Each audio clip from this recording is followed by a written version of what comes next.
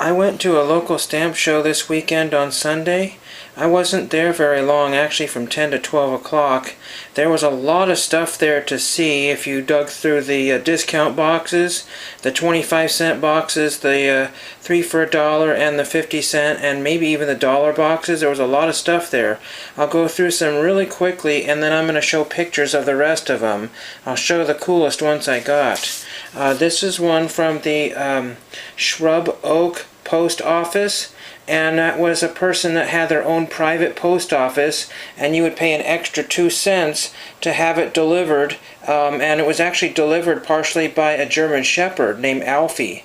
And there's a stamp commemorating that, and this is the last day of service, and that was in New York. And I have one of these, and this is another one, and that was 50 cents.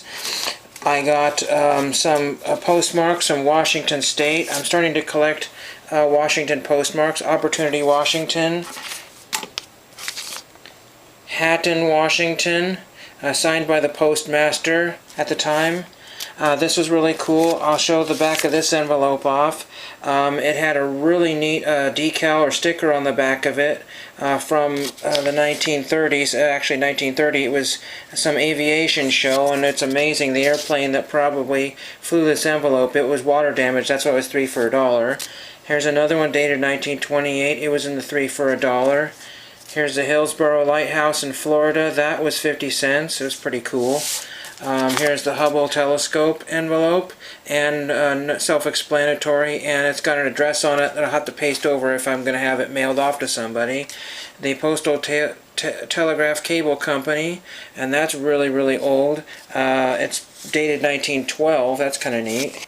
And then there's some data on the back of it. I don't think there's any signatures or that's anything important on the back of there. I have no idea. Here's another one from the Seipel Station, Antarctica. It's a micro, oh shoot, I don't know. It's some sort of experiment they did there, and it's actually signed by somebody. So I'm going to try to research that and figure out what that is. And that was $1 envelope that I'll show later. Postcard I'll show later. This one's from Carnation, Washington for their Berry Festival in 1982. There's the Larson Air Force Base in Washington. This one is not going to show up very well. And this one's really neat. It's 50 years of pro football, Green Bay, Wisconsin. And it's got Bart Starr facsimile on there. Canceled to Green Bay, Wisconsin, and Titletown, USA. That was 50 cents. And here's the RFK assassinated. I know he didn't die in 1988, but it was a set of New York Times. That was 25 cents because there was somebody's address on it. They had a lot more different ones, but I just wanted that one. And then here's a really old 1910 postcard. So I'm going to show the rest of them in picture format. Oh, and I wanted to show this action figure I picked up at a local thrift store for $2. It's Funaki from SmackDown, the WWF SmackDown.